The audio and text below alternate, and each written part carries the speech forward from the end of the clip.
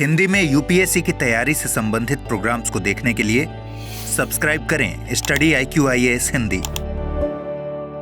Hello दोस्तों, स्वागत है आप सबका स्टडी IQ IAS हिंदी पे। मैं ललिता दहिया आप सबको स्वतंत्रता दिवस की हार्दिक शुभकामनाएं।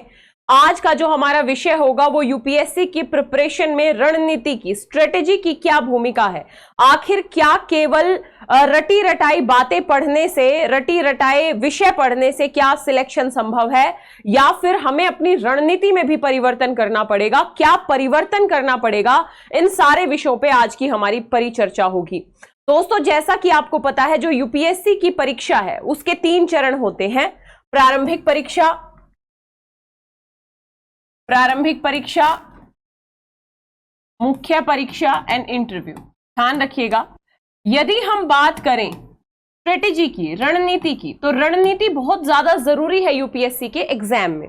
आप जब पढ़ना शुरू करते हैं दोस्तों, तो आपको पूरा सिलेबस कंप्लीट करना होता है, इसमें कोई डाउट नहीं है। रणनीति आपको ये नहीं कहेगी कि आप आधा अधूरा सिलेबस कंप्लीट करो, या फिर आप रटे रटाए, या फिर गिने गिनाए आप केवल जो टॉपिक्स है उनको ही कवर करो। आपको पूरा सब्जेक्ट कवर करना पड़ेगा। लेकिन आपकी रणनीति क्या होनी चाहिए उसको सुन लीजिए। सबसे पहले आपका रणनीति का पार्ट होना चाहिए कि आपको पूरे के पूरे सिलेबस का ज्ञान हो। यह अनिवार्य है।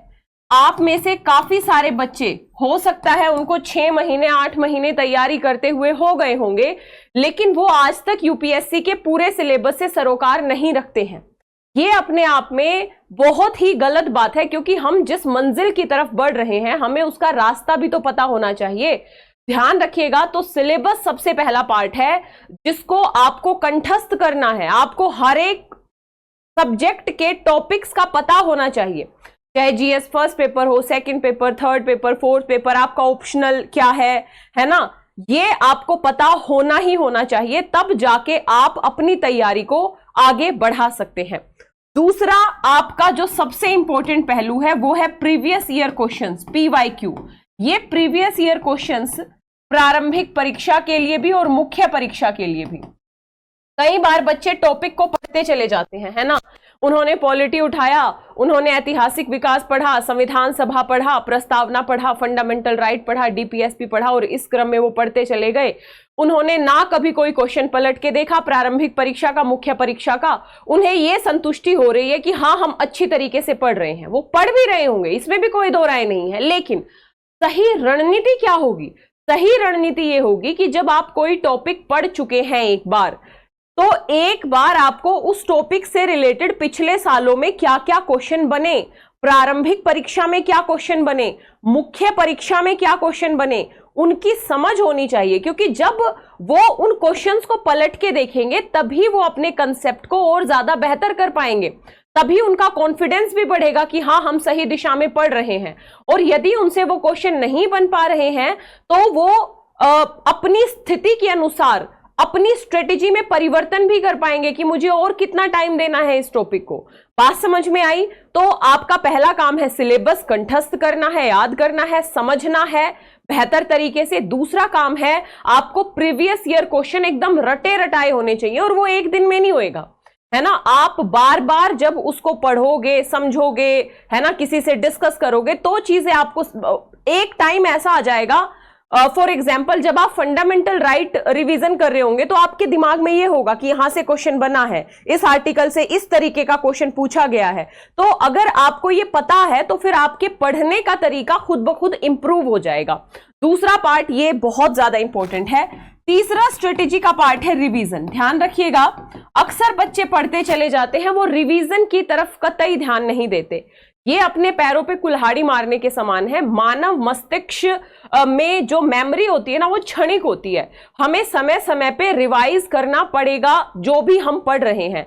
आप 15 दिन में, महीने में, 10 दिन में अपनी सुविधा अनुसार एक दिन ऐसा रखिए कि आपने जो 10 दिन में या 15 दिन में पढ़ा है वो फुल रिवीजन आप कर पाए, है ना।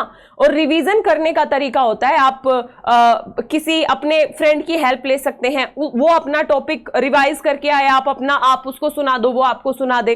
तो इस तरीके से पॉजिटिव डिस्कशन से भी जो मुद्दे हैं, जो टॉपिक्स हैं, वो दिमाग में फीड होते चले जाते हैं। तो रिवीजन सबसे ज्यादा महत्वपूर्ण है, ध्यान रखिएगा।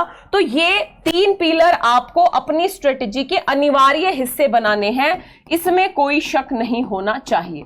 अब यदि मैं चौथी बात करूं तो चौथा मुद्दा आपको क्या करना है, आपको आंसर राइटिंग, आपका जो मेंस वाला जो पोर्शन है, मुख्य परीक्षा वाला जो पोर्शन है, वो आपको लिखना ही होता है। ध्यान रखिएगा, यदि आपकी लेखन शैली पे पकड़ बेहतर नहीं है, यदि आप क्वेश्चन की डिमांड को नहीं समझ पा रहे हैं, है ना, बेहतर आंसर नहीं लिख पा रहे हैं, तो आपको दुनिया भर का तमाम ज्ञान हो, उसका कोई अर्थ नहीं है। आपके ज्ञान का अर्थ तभी होगा जब आप उस ज्ञान को अभिव्यक्त करने में सक्षम हो पाएंगे। और ये सक्षमता एक दिन में डेवलप नहीं होती है। कई बच्चों को लगता है कि हम तो पहला ही क्वेश्चन ऐसा लिख देंगे कि कमाल कर देंगे, ऐसा नहीं होता है ना। अगर भाई बहुत ही बड़े विभूति हो आप तो अलग बात है, लेकिन सामान्य व्यक्ति की यदि मैं बात करूं तो प्रैक्टिस से ही लेखन शैली विकसित होती है। आप 1 महीना, 2 महीना, 3 महीना, 4 महीना जब रेगुलर बेसिस पे 1-1, 2-2 क्वेश्चन आंसर लिखते हैं, पिछले सालों के क्वेश्चन आंसर को सोल्व करते हैं, तो आप बेहतर कंडीशन में आ पाएंगे। और याद रखिएगा, मुख्य परीक्षा सारा का सारा खेल है लेखन शैली का, है ना। आपको 3 घंटे में 20 क्वेश्चन सोल्व करने होते हैं, तो एक क्वेश्चन लिखने के लिए आपको हार्डली 8 से 10 मिनट का टाइम मिलता है ना। और जब आप यूपीएससी के क्वेश्चन का स्टैंडर्ड देखेंगे तो एक ही क्वेश्चन में कई बार 3-3 क्वेश्चन पूछे हुए होते हैं यूपीएससी ने। तो ऐसे में क्वेश्चन की डिमांड को समझना, हर एक पहलू को सॉल्व करना, ये अपने आप में बहुत बड़ी खासियत है जो हमें डेवलप करनी होगी। इसके साथ अगली स्ट्रेटेजी मैं आप लोगों को बता दूं दोस्तों, केवल पढ़ने से नहीं होगा, आपको टेस्ट सीरीज लगानी चाहिए प्रारंभिक परीक्षा के लिए भी। प्रारंभिक परीक्षा पे मैं अभी एक दूसरी स्ट्रेटेजी की बात करूंगी। मुख्य परीक्षा के लिए आप निरंतर लेखन अभ्यास करें, और जैसे ही आपका टॉपिक या पूरा सब्जेक्ट कवर हो तो उससे रिलेटेड आप कुछ टेस्ट सीरीज आप लगाते रहिए, क्योंकि जब आप 3 घंटे में लिखेंगे 20 क्वेश्चंस, तब जाके आपकी स्पीड इंप्रूव होएगी, कॉन्फिडेंस इंप्रूव होएगा और आप एग्जाम में बेहतर कर पाएंगे। तो टेस्ट सीरीज आपको एक माहौल देती है एग्जाम के बाहर, एग्जाम जैसा माहौल, जिसमें आप अपने आप को निखारने का आपको मौका मिलता है। बात समझ में आ रही है? तो टेस्ट सीरीज बहुत इंपॉर्टेंट है। यदि मैं प्रारंभिक परीक्षा के दृष्टिकोण की बात करूं, यहां पे सबसे पहले प्री की बात करूं, तो आपको प्रीवियस ईयर क्वेश्चंस को, बिल्कुल मैंने पहले भी बात की है प्रीवियस ईयर क्वेश्चन की, इसमें आपको पीसीएस के क्वेश्चन, ये हिचक नहीं करनी है कि हम तो आईएएस की तैयारी कर रहे हैं तो पीसीएस के क्वेश्चन हमारे लेवल के नहीं है, हम क्यों लगाएं। पहली बात तो आप पीसीएस का एग्जाम भी देते ही होंगे, और यदि नहीं भी देते हैं तो भी लगाना है, क्योंकि कई बार यूपीएससी बहुत सतही क्वेश्चन पूछ लेता है। 2024 का यदि आपने यूपीएससी का प्रारंभिक परीक्षा का पेपर देखा तो पीसीएस से बहुत सारे हिंट उस क्वेश्चन पेपर में हमें देखने को मिले।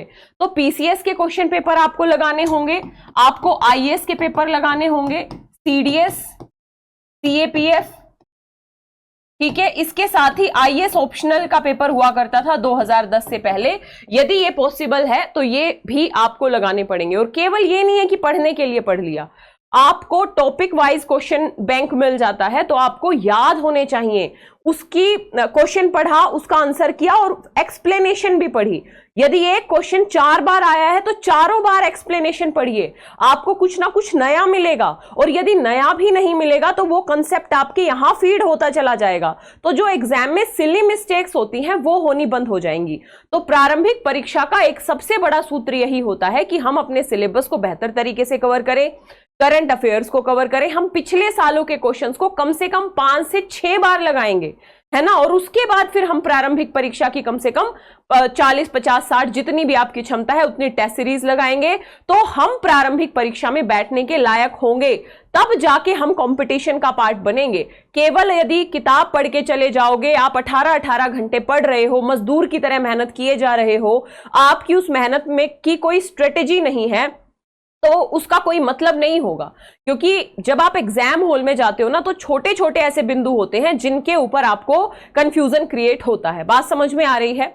इसके साथ ही आपको पूरा सिलेबस बेहतर तरीके से कवर करना होगा। यहां पे मुझे बताना जरूरी है कि 15 अगस्त के उपलक्ष्य में स्टडी IQ IAS हिंदी प्रतिज्ञा 2.0 बैच पे ठीक 47% ऑफर लेके आया है। यदि आप आज रात 12 बजे तक, यानी ये ऑफर आज तक ही वैलिड है, यदि आप आज रात 12 बजे यानी 15 अगस्त रात 12 बजे तक आप एडमिशन लेते हैं तो आपको टोटल फीस पे 47% ऑफर मिल रहा है। देर किस बात की, फटाफट जाना है स्टडी IQ की ऐप या वेबसाइट पे, या इस वीडियो के डिस्क्रिप्शन बॉक्स में लिंक दिया होगा, उस लिंक पे कोड यूज करना है LDLIVE। LD लाइव कोड के साथ ये बैच आपको मात्र 23,999 कुछ में मिल जाएगा, यानी टोटल 47% ऑफ पे ये बैच आपको मिल जाएगा। ये एक फाउंडेशन बैच होगा जिसमें प्रारंभिक परीक्षा, मुख्य परीक्षा, इंटरव्यू, हर स्तर की प्रिपरेशन कराई जाएगी। साथ ही CSET, current affairs, answer writing, test series, सब कुछ इसमें इंक्लूड है।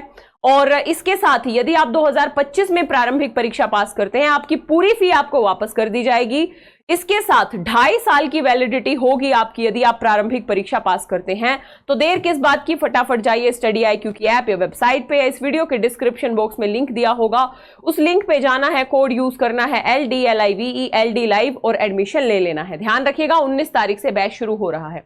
इसके साथ ही दोस्तों, आपको जो पिछले सालों के, यदि मैंने PT की बात कर दी, मैं यदि मेंस की बात करूं तो मेंस में आपको क्या करना है, पिछले वर्षों के जो क्वेश्चंस हैं सब्जेक्ट वाइज, ऐसे अब आजकल तो ऐसे क्वेश्चन बैंक आने लगे हैं जिसमें टॉपिक वाइज क्वेश्चंस दिए होते हैं। फॉर एग्जांपल, आपने प्रस्तावना का टॉपिक पढ़ा तो प्रस्तावना से रिलेटेड पिछले 10-15 सालों में जो जो मुख्य परीक्षा में क्वेश्चन पूछे हुए हैं वो मिल जाएंगे।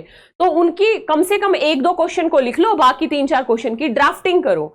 ये होमवर्क आपको करना पड़ेगा। यदि आप केवल टीचर के भरोसे बैठे रहोगे तो नहीं होगा, है ना। टीचर आपको गाइड करता है, टीचर आपको बेसिक कंसेप्ट समझाता है, एडवांस लेवल की भी मेहनत कराता है, लेकिन कुछ एफर्ट आपको लगाने पड़ेंगे, जैसे आंसर राइटिंग के लेवल पे, पिछले सालों के क्वेश्चन करने के लेवल पे, अपने डाउट पूछने के लेवल पे। बात समझ में आई? तो मेरा कहने का इस पूरे के पूरे वीडियो का निहितार्थ यही था कि यदि मजदूर की तरह मेहनत करोगे तो मेहनत करते रह जाओगे। आपको इंजीनियर की तरह सोचना है, मेहनत करनी है, सही दिशा में आगे बढ़ना है, और किस तरीके से हम अपने मेहनत को रिजल्ट में तब्दील कर सकते हैं, उसके लिए एक पूरी स्ट्रेटेजी आपके पास होनी चाहिए। आप लोगों ने कोई मिलिट्री वाली मूवी देखी होगी, तो बिना स्ट्रेटेजी के कुछ भी नहीं होता है।